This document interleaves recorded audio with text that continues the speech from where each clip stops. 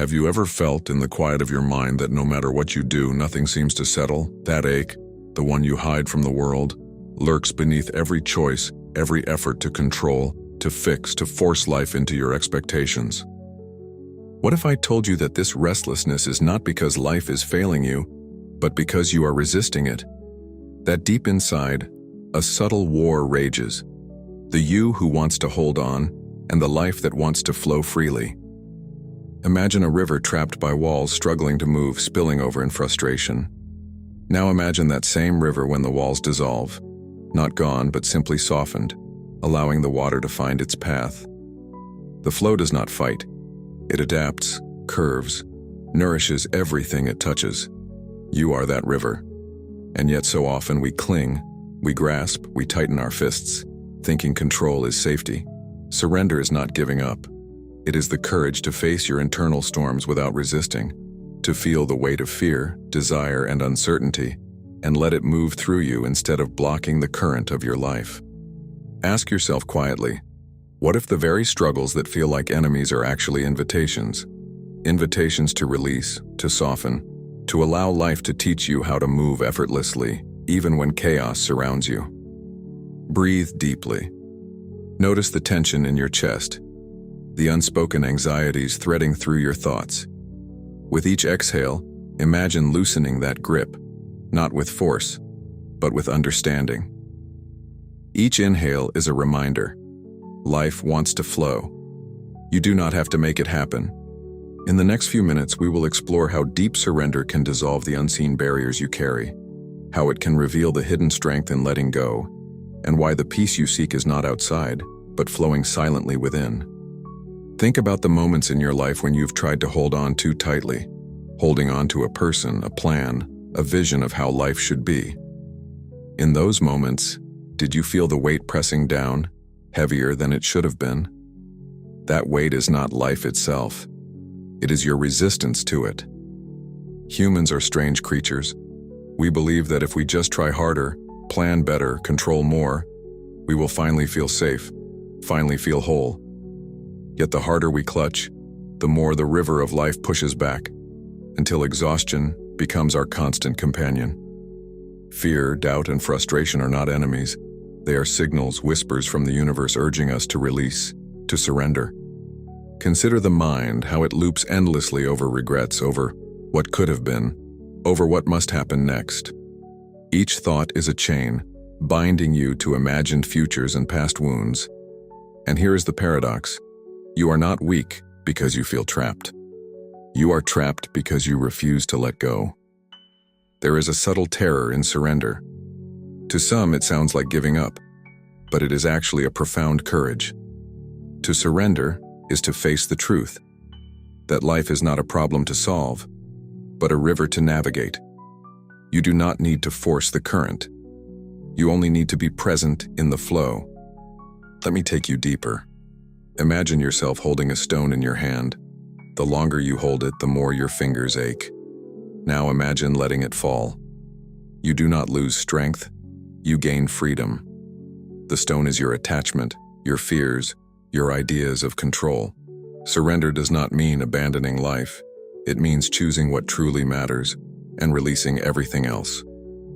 Many of us carry invisible stones, expectations, memories, guilt, desire. Some weigh so heavily that we forget the sky above us, the wind around us, the simple capacity to breathe freely. Deep surrender is learning to identify these stones, to feel their weight and then slowly to let them go, not with force but with compassion for yourself. Pause for a moment. Listen to the silence between your thoughts. Notice how your body reacts when you simply allow life to be as it is. The tension in your chest softens slightly. A subtle sense of relief rises, a tiny proof that surrender is not defeat. It is liberation. Life is always moving. The river does not ask for permission, it does not wait for your approval. Resistance only creates suffering. The more you fight, the more you push against the inevitable, the more the current becomes painful. But when you release, even for a few breaths, the flow is astonishingly gentle. In the next few minutes, we will discuss how to practice surrender in the midst of your fears, your anxieties, your disappointments, how to allow life to carry you without losing yourself, and how to discover the profound inner strength hidden in letting go. Surrender begins with awareness, noticing the moments when your mind tightens, when your chest feels heavy, when a single thought spirals into 1,000 is the first step. These are the signals, the invisible walls you've built around yourself. And like all walls, they were created for protection, for comfort, for control. But what you once built to feel safe may now be the very thing keeping you from living fully. Think about the fears that linger in the quiet moments. Fear of failure, fear of being alone, fear of not being enough. Each fear is a story you tell yourself over and over. The more you cling to it, the more it shapes your life, quietly steering your choices, clouding your joy. Surrender is not ignoring these fears. It is meeting them, acknowledging them, and then choosing not to let them dictate your every move. Close your eyes for a moment and visualize a leaf floating on a stream. The leaf does not resist the current, does not demand the water to slow down or speed up. It simply moves, carrying itself along, bending with the waves, adjusting with each turn of the river. This is not weakness, this is intelligence, grace, and trust. You too can learn this rhythm. Begin by noticing your attachment to outcomes. How often do you cling to what should be instead of accepting what is? This subtle habit of holding on creates friction in your life, a constant struggle against reality. Deep surrender asks you to practice noticing without judgment, to observe without interference, and to allow life to unfold in its own way. It is not instantaneous. The mind will resist. You may feel anxiety, restlessness, or even anger as you try to loosen your grip. These are signs that surrender is working. They are the tension unspooling, the chains softening. With every breath, with every moment of letting go, you reclaim space, freedom, and clarity. Ask yourself, what would it feel like to release the story you've been telling yourself about control, about perfection, about needing to be right? Imagine the relief in that release, the heaviness that lifts from your shoulders, the clarity that enters your mind. This is the power of surrender. And remember, surrender is not a one-time event, it is a practice. Each moment presents a chance to let go, in your thoughts, in your emotions, in your interactions with others. When someone says something that triggers you, when a plan collapses, when a feeling arises that you fear, these are the moments to practice deep surrender. To respond from presence, not from resistance. Feel the subtle shift within you now, even slightly. A small space opens in your chest, your mind, your heart. It is quiet, subtle but profoundly real. The river begins to flow. You are learning the rhythm. You are learning the art of moving with life instead of against it. Life tests us in ways both subtle and profound. Often the battles we fight are invisible, not wars of swords, but wars within our minds, hearts, and emotions. You may feel anger rise when someone misunderstands you, grief swell when you lose something you love, or fear constrict your chest when the future feels uncertain. These are not signs of weakness. They are signals. Life asking you to surrender, to release, to move with its flow rather than against it. Consider relationships. How often do we demand others fit the shape of our expectations, forgetting that each person is flowing their own river, just like us? When a friend, partner, or family member acts in ways we cannot control, our instinct is to resist, to argue, to tighten our grip. Yet resistance breeds suffering. The more we clutch, the more the connection frays. Deep surrender here is radical. It is choosing to love fully without the need to control, to understand without insisting on agreement, to be present without trying to fix or manipulate. And then there is the struggle within, the dialogue that repeats endlessly in your mind. I must succeed. I must be strong. I must not fail. Each of these imperatives is a chain. Imagine standing in a storm. The wind lashes, the rain bites, yet instead of fighting against it, you allow the storm to pass through you. You feel it on your skin, hear it in your ears, sense it in your being. Surrender does not mean collapsing. It means being present with what is, letting the storm move through, knowing it will eventually calm, knowing the sun always finds a way to shine again. This practice is not abstract. It is lived moment by moment. When irritation arises, pause and breathe. When grief surfaces, allow the tears without judgment. When fear grips you, acknowledge it and let it flow, like a river around a rock. Each act of surrender strengthens your mind, clarifies your heart, and awakens your soul to life's natural rhythm. Ask yourself quietly, what part of your life are you still resisting? What emotions, people, or circumstances do you clutch tightly, believing release is loss? Often, it is the opposite. Release is power. Release is freedom. Release is the recognition that life does not demand your control. It invites your participation. Feel now the subtle shifts in your body. The tension in your shoulders loosens, your breath deepens. A space opens inside, a quiet sanctuary within the turbulence of the outer world. This is the beauty of surrender. It creates room for life to move naturally, effortlessly, and with grace. Fear is one of the most subtle prisons we carry.